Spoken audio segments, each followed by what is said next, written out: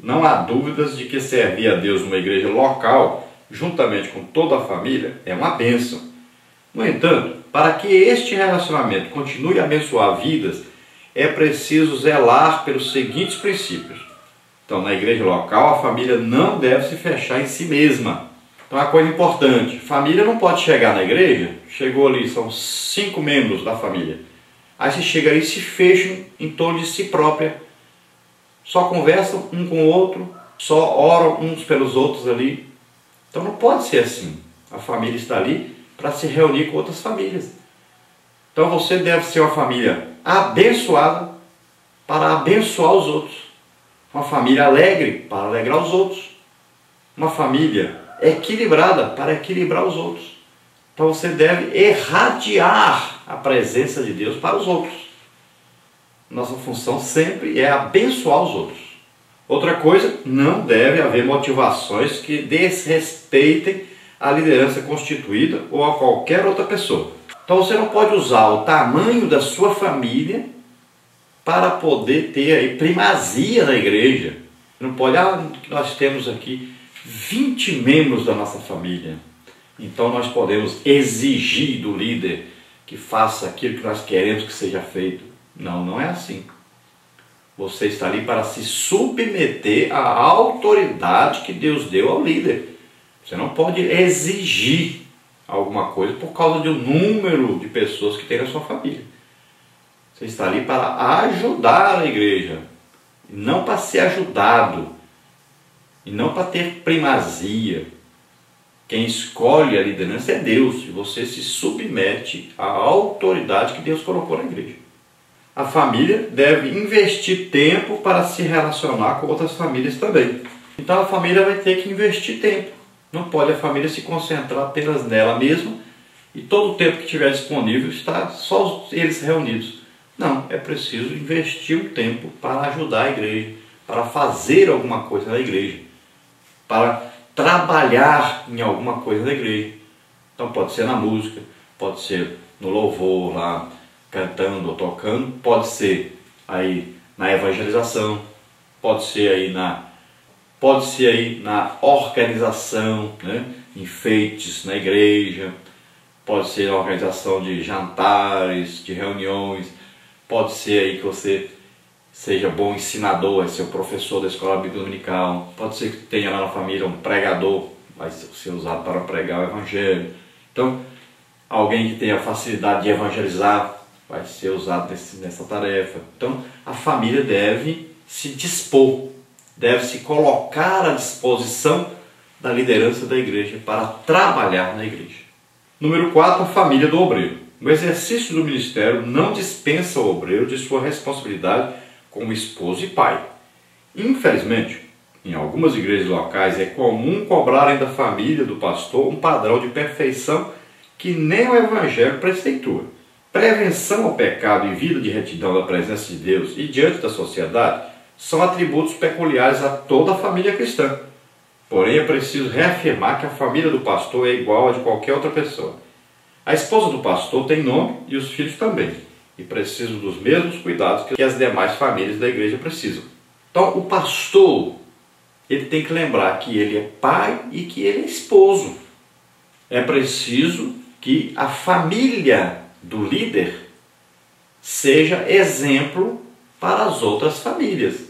Agora, não podemos esperar que a família do líder seja perfeita e que não tenham problemas. Se nós temos problemas, por que a família do líder não teria? Não é? Não existe família que não existe nenhum tipo de problema.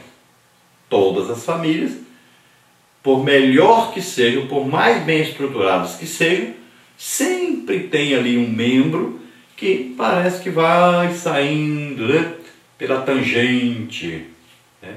Parece às vezes que está bem e às vezes não está. Então precisa de toda a família estar unida para ajudar aquele. Porque a Bíblia diz que quem é forte ajuda o fraco, né? Então cada um deve se ajudar, deve ser um convidar o outro, um estimular o outro a ir para a igreja, a ler a Bíblia, a orar. Então a família, ela precisa se ajudar uns aos outros. E a família do pastor, ela também precisa de ajuda. Então muitas vezes se acha que a família do pastor é perfeita, se cobra a perfeição, mas não se ajuda a família do pastor pensando que essa família não precisa de ajuda ou não pode ser ajudada. Pelo contrário, a família do pastor é a família mais atacada por Satanás, porque ele sabe que desestruturando a família do pastor, ele pode desestruturar a igreja. Por quê? O líder é aquele que precisa organizar os trabalhos da igreja. Se ele estiver desorganizado na sua própria casa, muito provavelmente ele não vai conseguir organizar o trabalho da igreja. Então ele terá grandes problemas para resolver em casa e quando chega na igreja ele estará atrapalhado por isso. Então é preciso que nós ajudemos as nossas lideranças a ter uma família equilibrada para que eles possam também nos ajudar a termos nossa família equilibrada. Agora nós temos aí a parte 3, a família na igreja local. Primeiro aí, a comunhão da família. No Salmo 133:1, lemos: ó, quão bom e quão suave é que os irmãos vivam em união. Apesar de alguns pregadores interpretarem esse texto de maneira alegórica, dando a ele uma simbologia espiritual, neste versículo o salmista Davi se refere à família de irmãos de sangue em Cristo, ou de acordo com Matthew Henry, o homem segundo o coração de Deus. Escreve esse salmo por ocasião da união entre as tribos, quando todas elas se uniram unânimes para fazer o rei. Logo, o salmo davídico pronuncia a bênção para uma família que anda em comunhão. Irmãos e irmãs que vivem em paz no lar e fora dele são tão valiosos quanto o óleo que ungiu Arão, o sumo sacerdote. Numa casa pacífica e unida, as bênçãos do Senhor se manifestam. Então, quando Davi escreve esse salmo, ele está pensando na união que houve de todas as tribos de Israel para aceitá-lo como rei, para colocá-lo como rei, como um líder único para todas as tribos. As tribos estavam se dividindo, estavam já ali uma tribo querendo, se reunir com outras tribos e lutar contra Davi, porque eles queriam o descendente do rei Saul para ser o rei de todo Israel, ou de pelo menos uma parte de Israel. Então eles queriam dividir. A intenção deles era dividir o povo. Então, com a morte do filho de Saul, com a derrota do plano de divisão, então o que houve? Houve uma união de todas as tribos em torno do nome de Davi, e assim eles aceitaram Davi como rei de todas as tribos. E aí que Davi está dizendo então, mas que coisa maravilhosa é a união, E ele comparou essa união de todos em torno desse único rei com aquele óleo que descia sobre a cabeça do sacerdote. Então a cabeça vem lá, descendo de cima e vai atingindo todos os membros, vai descendo aquele óleo ali e cai ali por todos os membros do corpo. Então Davi está falando dessa união. Então na verdade a união sempre vem de Deus, desce lá de cima de Deus e vem.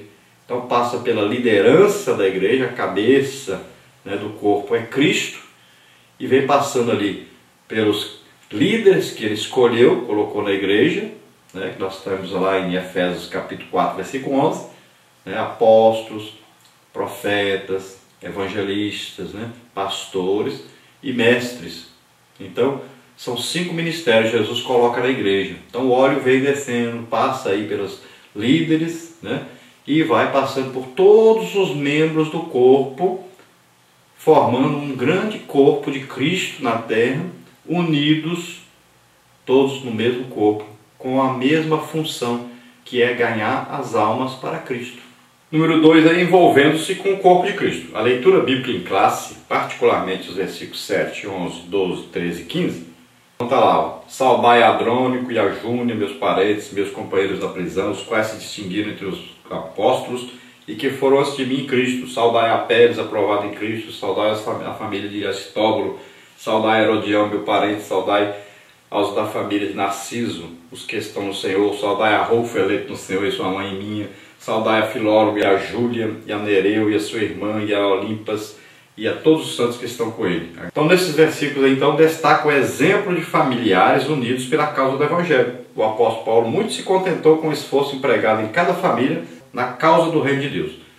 Quando a família sente-se alegre em ir à igreja para adorar a Deus, é uma grande bênção. Salmo 122:1. Ela participa ativamente do culto e não se porta como um mero assistente. São momentos preciosos que influenciarão a família por toda a vida. Então, nessa lista que Paulo dá aí, né, de conhecidos seus, de amigos seus, então, ele demonstra que havia ali uma reunião de irmãos, uma reunião alegre, onde todos participavam alegremente, eram felizes em todas as reuniões. E assim também a família deve ser. Família unida, família bem estruturada, a família que está com Deus, está lendo a Bíblia, está orando, a família que está estudando a palavra de Deus. Então, essa família, quando ela chega na igreja, ela irradia isso, ela passa para os outros isso, essa alegria, essa felicidade. Ela é capaz de transmitir isso aos outros. E os outros acabam sendo, vamos dizer assim, entre aspas, contaminados por essa alegria e se alegram também. Então é preciso que cada família cuide da sua própria família, mas cuide mesmo, buscando aí uma presença de Deus no seu lar, uma manifestação de Deus no seu lar. Busca aí uma intimidade com Deus no seu lar, para que quando essa família chegar ali, na reunião de todas as famílias, né, na igreja, então essa família passe a comunicar essa presença de Deus aos outros. Número 3, toda família na casa de Deus.